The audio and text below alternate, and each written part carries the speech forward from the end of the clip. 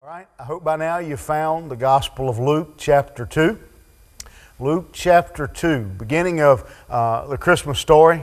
Preaching at Christmas is, you hear me say this at every holiday basically. Preaching at holidays for me is always, I don't know that it's difficult, I just always feel inferior. What can I say about Christmas that somebody a lot smarter than me hadn't already said? But I'm gonna take a swing at it the next couple of weeks, and hopefully you forgot whatever you heard last Christmas, and so it'll all sound new to you this Christmas. In Luke chapter 2, we have again the beginning of the Christmas story, beginning in verse 1 of chapter. I'm going to ask you to stand with me this morning. I want to read this, and I want you to share with me as we read together the early stages here of the Christmas story. Luke chapter 2, beginning in verse 1, it says, "And it came to pass in those days that there went out a decree from Caesar Augustus that all the world should be taxed.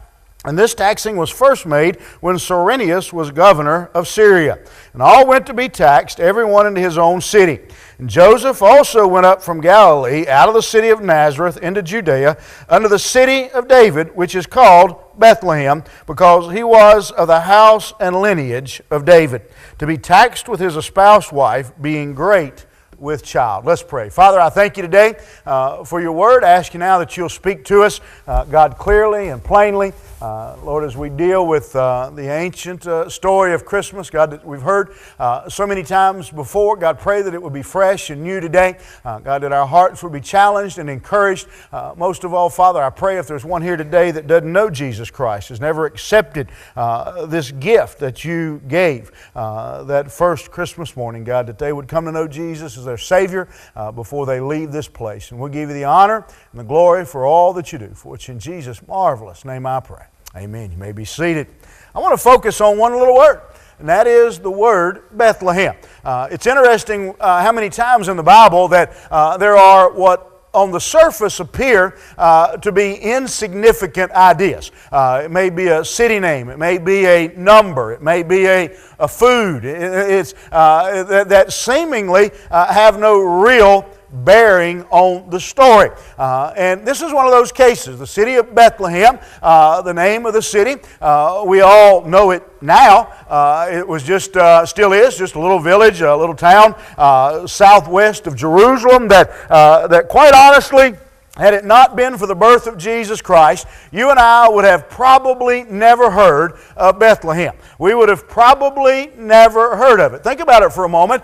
In the newscast today, how often the Middle East, Israel, are in the newscast. The fighting and the turmoil in the Middle East are part of our almost daily newscast, but how often do you hear them talking about Bethlehem, even in the middle of the turmoil and the fighting there? It's just a place that you and I, in all likelihood, if you were not from Bethlehem or your parents not from Bethlehem, had it not been from the birth of Christ, you and I would have probably never heard of the town of Bethlehem. In all likelihood, I could give you a map and an hour, and many of us would struggle to find it on a map. We just don't know very much about this little town called Bethlehem. And the only reason, again, that we do know anything about it is because of the birth of Jesus Christ. Because in this little town, this little village where no one was expecting anything to happen.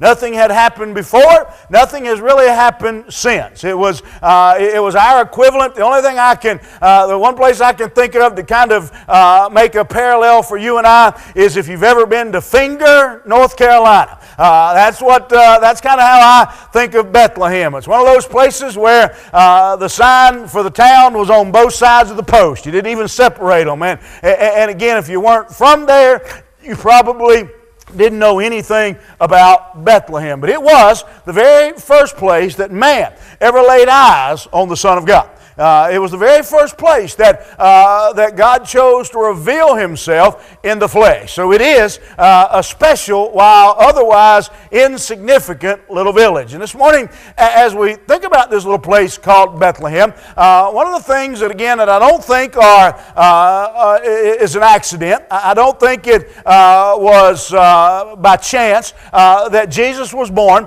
in Bethlehem. I don't think God one day spun the globe around, and when it stopped, He stuck His finger on it and said, Bethlehem. I believe there was a divine purpose for the city of Bethlehem, one of those being the very meaning of the name. The name of Bethlehem stands, it means, in the original language, it means the house of bread. And I don't believe that's by accident, that the bread of life was born in the house of bread. I just don't think that's a chance. I just don't think, matter of fact, I think you got a better chance of hitting the lottery than you do that being an accident, that being by chance. I believe God had His Son to be born in the house of bread for a very important reason. And again, we know that early in the Gospel of John, in John chapter 6, that Jesus would identify Himself as the bread of life, and that if any man ate of the bread, he would never hunger again. And so I think there is a very clear, I don't think we would argue that there's a very clear reason and a purpose, a method to the madness, if you will, why Christ was born in the little village. The little village may even be given it status, to call it a little village of Bethlehem, where Jesus Christ was born. I want you this morning to see three, I believe, significant facts that come, significant lessons that come from the fact that the bread of life was born in the house of bread. As we consider the bread of Bethlehem, the true, again, the bread of life. There's three things that I think, three inferences we can draw from this message, from this lesson, the bread, the house of bread where Christ was born. When we look at it, I think first of all, when we think about it, there is a very clear suggestion being made by that lesson, by that name, the house of bread, and calling Christ the bread of life. Anybody want to tie? I've had it all I can stand this morning, one of those days. The bread of life. When we think of it, first of all, I think again there's a real clear message. You know, when you think about bread and you think about Christ being born in this little insignificant village that is known as the house of bread. You ever wonder why Christ wasn't born into a house of royalty? We are talking about the Son of God. Why wasn't He born at Jerusalem Memorial Hospital? Why wasn't He born in the emperor's palace? Why wasn't there a huge crowd gathered around? Why was the message of the birth of Christ not announced to the kings, not announced to the priests, but announced to what was by most standards the lowest form of life, and that was the shepherds? Why was His birth there? Why was He not born in Rome? Why was He not born in Athens? Why was He not born in Alexandria? At least why was He not born in Jerusalem, but instead born in Bethlehem? But not just in Bethlehem, but born in an insignificant stable and laid in a food trough. Listen, you know, I think how you responded this morning as Rhonda stood up with Avery back there. You know, how everybody was just oohing and ahhing. Can you imagine your child, your grandchild, for that matter, for most of you mothers, just anybody's baby being placed in an old food trough? Most of you mothers would lose your minds. Why was Jesus born into such a humble setting? Why was He born into a place called the house of bread? I think there's a lesson there that's important for us. Why wasn't He born into a town called the house of prime rib? Yeah. Why wasn't He born into the house of surf and turf? You know, why wasn't He born, for my wife, into the house of crab legs? You know, why wasn't He born in the house of T-bone? Why was He born in the house of bread? I think there's an important lesson there that God is making a little little statement that we, as we study this, as we think about it, we come to see. Not everybody has T-bone. Not everybody has prime rib. Not everybody has crab legs. Not everybody has lobster. But bread is the staple of life. Several years ago, most of you came up in a time when you were raised and in school they taught you about the 4 food groups. Dessert and the other 3. The 4 food groups. But if you remember 20 or so years ago, some government agency came out and the bread companies just loved it. We just ate it up. Almost immediately after this came out, we had it plastered on everything we put out. You've seen it. It's still there. The food pyramid. You've seen it? You know what's down at the bottom? You know what it says is the foundation of a healthy diet? You know what it tells you? It says, if I'm not mistaken, it says you should have 8 to 11 servings of bread a day. The bread companies thought they'd hit there's the goose that laid the golden egg. Bread, the foundation of life. Here's the curious thing if you think about bread. I could stand up at any point in history, past or future. I could stand up in any culture in the world. I could stand up in any nation in the world, and I could talk about bread, and everyone in the room would know what I was talking about. Now, bread may look different. It may not be a loaf of sliced bread like we might buy at the store. It may not be a loaf of sandwich bread. It may not be enriched flour. It may be look like a little rock or something. It may be a biscuit. It may be a piece of flat bread. But in every culture, in every time period, I could have talked about bread, and everyone in the room would have went, yeah, I know what you're talking about. Now, I could go some places, talk about crab legs, and they would look at me kind of weird. I don't know what a crab is, let alone a crab leg. You could go into some cultures, and you could talk about lobster, and they would look at you kind of peculiar.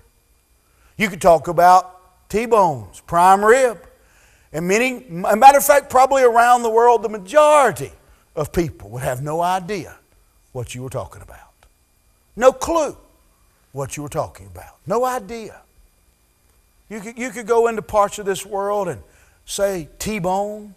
They'd have no idea what you were talking about. No clue what that was. For example, I can think of one right off. Go to India. They have no idea. They have T-bones walking the street and calling them God. They have no clue.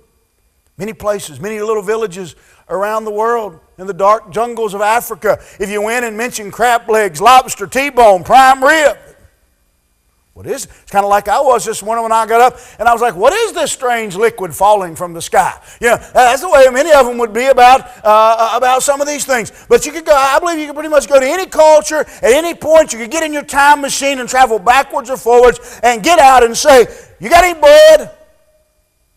It may not look like sandwich bread, but they'd have bread. Why? Why is that important?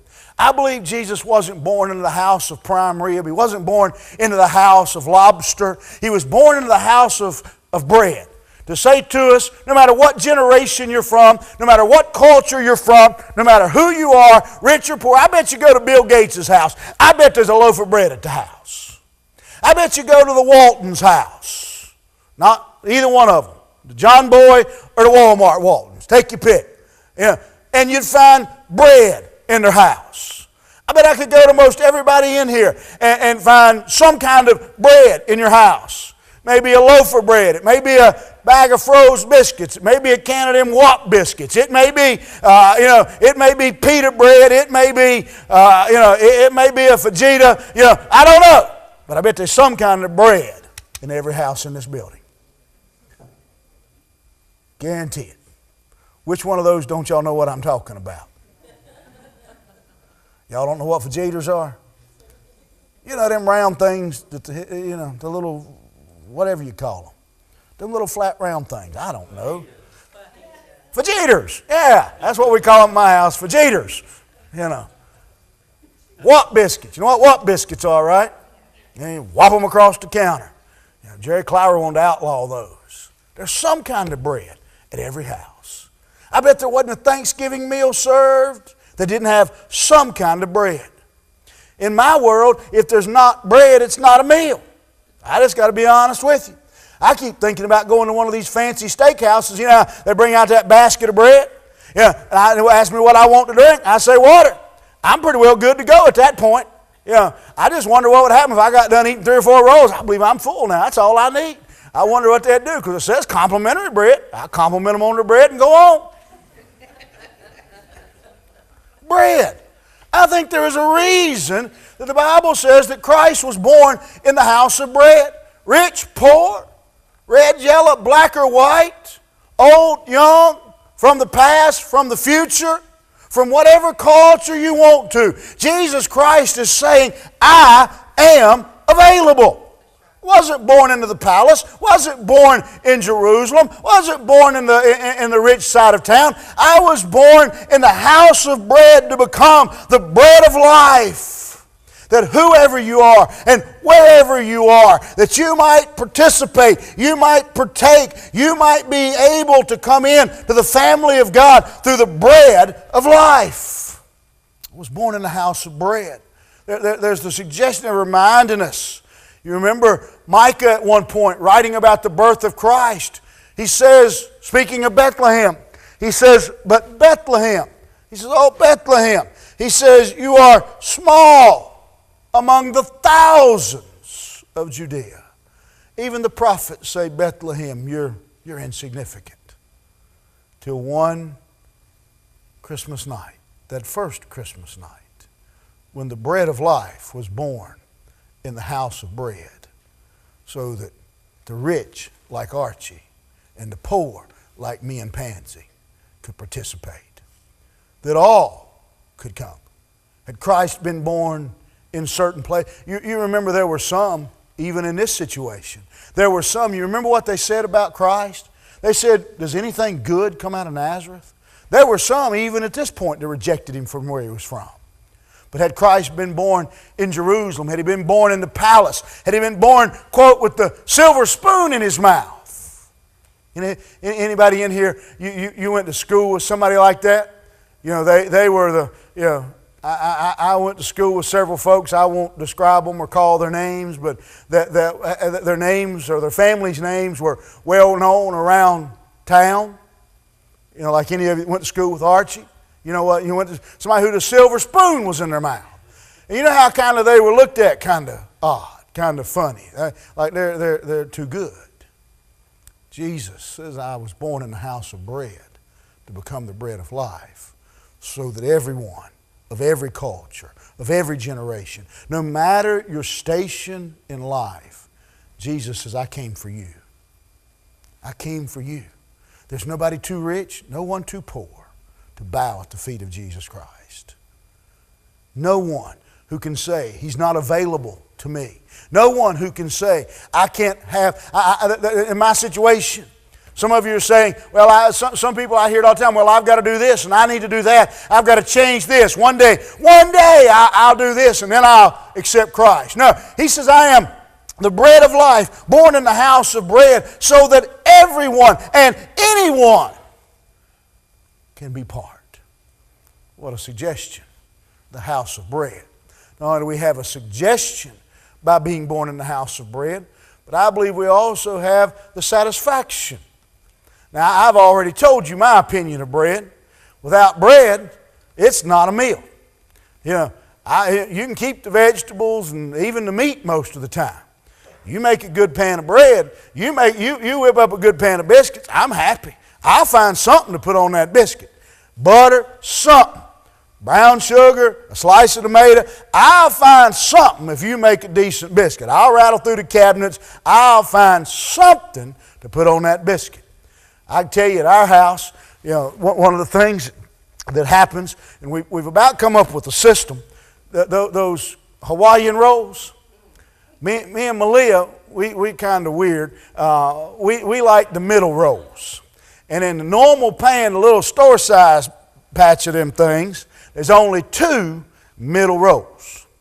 And so we quit pretty much, we just about quit fighting over the middle rolls. There's two of them, that's one for each of us.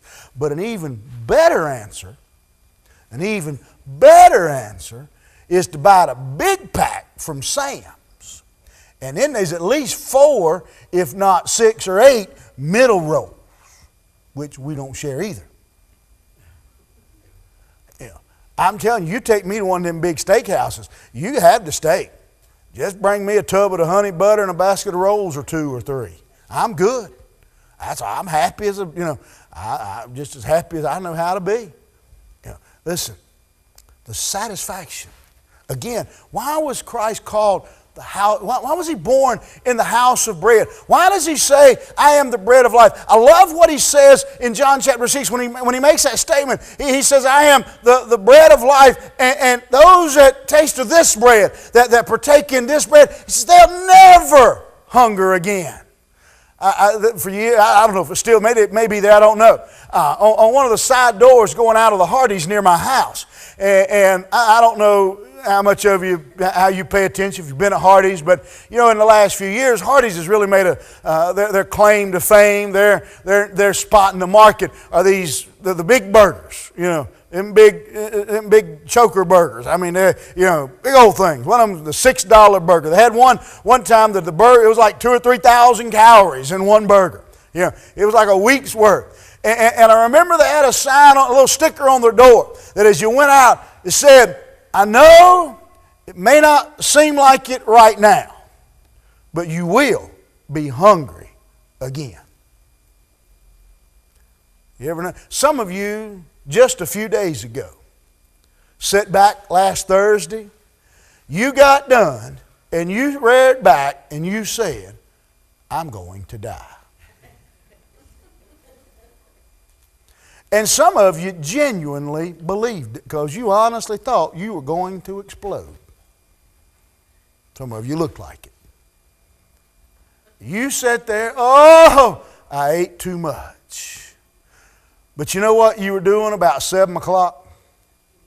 Rattling through the leftovers. Let me tell you what my kids do. They wait till their grandma goes to sleep, then they go wake her up and go through the leftovers. I send them. That's what she don't know. Then I lock the door behind them. Listen. But Jesus says, when you participate in the bread of life, he says you're never hungry again. The house of bread. He's talking about here the very satisfaction. Again, bread is one of the most common foods. Again, every culture, every generation. And Christ is saying to us here that bread, I am the bread of life, and he that cometh to me shall never hunger again. I find bread to be one of those interesting things. It's almost universal. You take, and even those that for whatever reason are on some strict diet, maybe they're counting their carbs, or maybe they have a gluten allergy. I pray for those poor folks. That would just shoot me. That would be horrible. But one of the things I've noticed is you put a pan of bread in the oven, you bake bread, and everybody goes, man, that's a universal smell. Everybody knows what it is. That was one of the worst things about working in the bread business. After a while, you couldn't smell the bread anymore. You couldn't smell it. He says it's the satisfaction of knowing the very bread of life, not temporary happiness. We live in a world that is happy hungry, that is thrill hungry. There's something wrong with the world where people will get up on a bridge and tie a giant rubber band to their ankle and jump off for a thrill. There's something wrong with the world where people will jump out of a perfectly good airplane for a thrill. There's something wrong with a world that spends millions seeking a thrill, going after the latest excitement. Scare me, drop me, bounce me, throw me, just somehow thrill me. Listen, there's something something messed up with that mindset. You know, I'm not scared of heights. Heights don't worry me. The fall doesn't even worry me. It's that sudden stop that worries me. You know, but we have a world that is just dying for satisfaction. They're looking for it. You know, you watch the news just like I do. They're looking for it in drugs. They're looking for it in alcohol. They're looking for it in immoral, illicit sex. They're everywhere we look. People are searching for satisfaction. We're that way. We're wired that way. We go out. You know, I was told this morning, they don't know how I managed to work a lobster into a sermon, but think about it. You go in, there's some of these restaurants you go into, and they got the tank up front. And, you know, you walk in and, you know, I want that one. You know, I've always thought if I was a lobster, I'd try to look sick, you know. But, you know, you go in and they, well, I want that one. You know, and which one do they want? They always want what they perceive to be the biggest, the best one in the tank. Wouldn't a Christian thing to do to be take the second best one and leave the best one for the next guy? I don't know. But we do what? We go in and we pick the very best one. And then they carry it in the back room and get an old one out of the freezer, fix it for you, and put that back in the tank for the next guy to pick. That one lobster's been picked 27 times today. We always want the best. I like to people watch. We are a unique breed. One of my favorite places to watch people is in the produce department. In particular, Kevin, you and Jackie, look, y'all seen this, y'all. Especially in the springtime when the melons come on. I love to watch, they'll put out one of those great big cardboard bins. And I don't know how many watermelons you can put in one of them things, but you can get a bunch of them in there. And you'll walk through the produce section, all you'll see is some guy's feet stuck up out the box because he's watermelon diving, because the one on the bottom is the best one. And they'll get those things out and they clunk, clunk, shake them. People got all kinds of systems. I can tell you the only foolproof system for picking a watermelon. Take your pocket knife with you and plug that rascal. Now the store manager will frown on it, but you'll know you got a good watermelon. I always wanted to, you watch them, watermelons, but they'll shake them, and why? Got to have the best one. We're constantly searching for satisfaction. We want the best. We want the most. I won't never forget one time I went to a retirement dinner, and me and the guys around us, we all ordered the exact same thing. And when they brought my plate out, my steak looked like it come out of that little scrawny Western sizzling cow. Y'all remember the Western sizzling cow? Looked like he hadn't eaten 3 months. Yeah, never had figured out how he was the emblem for a steakhouse. These guys' steaks, man, they look like they'd come out of a good healthy cow. And I said something to the waitress. I said, "Where's the rest of my steak?" Well, I didn't get the rest of my steak, but she fixed myself. When it come time to order dessert, it was some kind of ice cream pie cake thing. And I made the statement, now I'm going to be comparing the sizes. I shouldn't have done that. I think she brought me about the whole pie. And I had to eat it then, because I'd done stuck my foot in my mouth. We always want the best. We always want the most. Well, Jesus says, I am the bread of life, because I will satisfy your every need. You know, one of the things I've noticed about people that truly find Christ is that I've never known one to say, I've had enough of this. I believe I found something better. Never. I think about Saul. You remember Saul? Saul was out there going around doing what? Persecuting Christians. He was the big dog. He had the inside track. And Christians needed persecuting. Christians needed executing. Saul was the man. And then one day he's traveling down the road and he meets Jesus. Amen. And his life is changed. And what happens? Saul goes from being the persecutor to the persecuted. He goes from being the one rounding up Christians to the ones being rounded up. He goes from the one throwing them in jail to the one being thrown in jail. He goes from the one beating them to being beaten. He goes from the one running them out of town to the ones being run out of town. And yet I never read where Saul says, I think I want to go back to being the persecutor. He says, I'd rather be the persecuted for Jesus than the persecutor of Jesus. Why does Jesus say, I was born in the house of bread. I am the bread of life. Because I will promise you, you try anything else, it'll be like eating at Hardee's. You will be hungry again. But he says those that participate, those that know the bread of life, they will never be hungry again.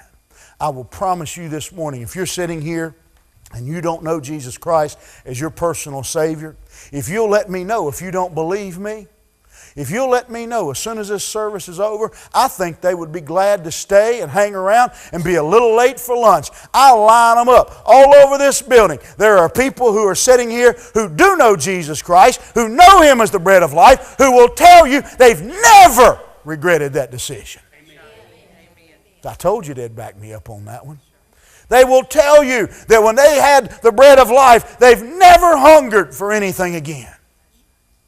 That He met their need. See, there's a hole in your life, that there's a void in your life that only Jesus Christ can fill. That's why around this world, in jungles and in villages around this world, there are people worshiping trees and stumps and animals and planets and stars and everything else because they're looking for something to satisfy the very need of their soul. It can only be satisfied by the bread of life. And then there's one last inference I want to draw from the house of bread. We've got the suggestion that it's available for anyone. The satisfaction that it will satisfy your longing, the hunger of your heart. But then finally, I want you to see the statement. Notice this about the bread. Now, I've already told you my affinity for bread.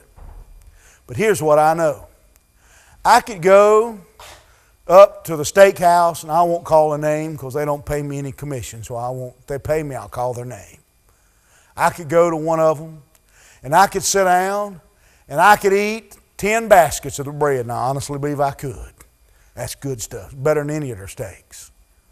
And you know what? When I came out, Archie would still be hungry.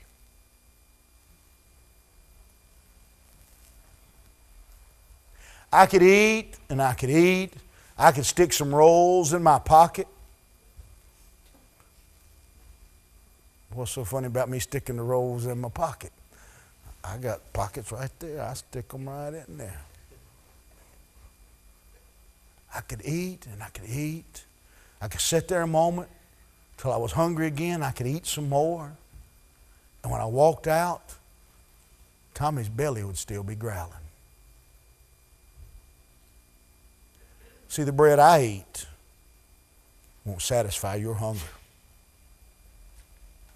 The bread I eat won't satisfy your needs. I can eat bread every day and you starve to death. There's two lessons I want you to hear from that simple statement this morning. First of all, believers, Christians, those of you who have participated and know Jesus Christ as the bread of life, we have an obligation, we have a duty to share the bread. We have a responsibility to share the bread. See, I believe pretty much across this room, there's not a one of you in here who would walk past someone who you truly believed to be hungry. Now, I know many times we see people asking for aid that we may not necessarily, but I don't believe that any of us who saw someone truly hungry wouldn't do everything in our power to at least get them a roll. May not be able to buy them a steak, but at least take them to Hardee's and get them a $5 bag. We'd at least take them to McDonald's to the dollar menu. Because we wouldn't want anybody to be hungry. None of us would walk by the front door of a restaurant and see a genuinely hungry child sitting there and say, I tell you what, buddy, I'm going to go in here and I'm going to eat an extra cheeseburger just for you. Because we know, no matter how many burgers we eat, it'll never satisfy the hunger of someone else. It's not enough, friends, to know the bread of life if we're not sharing the bread of life. Can I tell you a Thanksgiving phrase that needs to be incorporated into our daily life? Pass the bread. Pass the bread. Folks, every one of us, every day, at work, at home, in our communities, we are passing hungry people. We are passing people who are starving to death spiritually, who need the bread of life. And where are they going to get it if not from those who have the bread? But the second point I think we can draw from that is if my bread won't satisfy your hunger, then you have to take the bread yourself. It's not enough to have a mother or a father or a friend or a neighbor or a brother or a sister who knows Jesus Christ. I couldn't tell you the number of times in my lifetime where someone, when you'd ask them about their relationship with Christ, I mean, I'm sure you've heard this. When you ask someone about their relationship with Christ, they'll look at, oh, my mama was a Sunday school teacher. Oh, my daddy was a deacon. You heard that? Oh yeah, my daddy goes to church every Sunday. My daddy was a preacher. My grandpa was a preacher. If you talk to somebody much about Christ, you'll hear that story.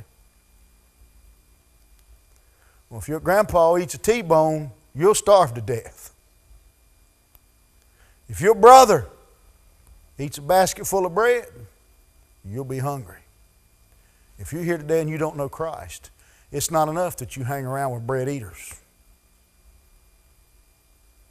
Matter of fact, most of us get a little aggravated when we sit down in a restaurant and everybody around us starts getting food and we don't. Just makes you even hungrier, doesn't it? Makes it even worse when they start bringing out their food, especially if you think you got there before they did. You're here today and you don't know Christ. It's not enough that you're sitting in a building full of bread eaters. It's not enough that you're sitting in a building full of people who know Jesus Christ. If you've never reached out and taken hold of the bread of life yourself, you'll die of starvation. I am the bread of life. No one who tries me will hunger again. Paul writes to the Corinthians, for we, being many, are one bread. He's telling us there's only one bread. There's only one bread of life. That's Jesus Christ. It's not enough to be good. It's not enough to be in church. It's not enough to be a good father, a good mother. It's all in your relationship with Jesus Christ. I want to ask you to bow your heads this morning. And there's two groups of people here today. There are those who know Christ as their Savior, who you have a personal relationship with Jesus Christ. You'd say today, without a doubt, I know beyond any question, if my life ended today, if Jesus Christ returned today, I would spend eternity with Him. There is no doubt, no question. I remember the day, I remember the hour. I know Christ. I know the bread of life. Wonderful. In fact, that is the majority of people sitting here this morning. Here's what I want to do. I mentioned a while ago that Christmas is one of the greatest seasons, the greatest times of the year to tell people about Jesus Christ, to invite people to church. This morning you've participated in the bread. You know Jesus, but there's someone around you who doesn't. You're thinking about them, their name, their face is in your mind right now. If they're not, I'm praying that God will just pop you in the head and it'll become very clear to you. Just one person. I'm not asking you to change the world. I'm not asking you to change Concord. One person. Family, friend, co-worker, enemy. One person who in the next 21 days, between now and Christmas, God would give you the opportunity, God would give you the courage, God would give you the ability to tell them about the bread of life, to tell them about Jesus Christ. And then I want to invite you to come and kneel at this altar and say, God, open that door. God, give me the words, give me the opportunity to tell one person between now and Christmas about the bread of life. But more importantly, there are some here this morning, there's someone here today who doesn't know Christ, who you've never asked Him into your heart. You can't say with certainty that if you were to die today, if Christ was to return today, that you would spend eternity with Him. You can't feed off of someone else's bread. You need a personal relationship with Jesus Christ. You may have been in this church every day for the last 40 years. You may have an office in this church. You may be a leader in this church. None of those matter. Do you know Christ? You may not even be a member, that whatever. Do you know Christ? And if you don't, you need to come today. Jesus Christ is the bread of life. And he that participates, he that eats, will never hunger again. As we stand together.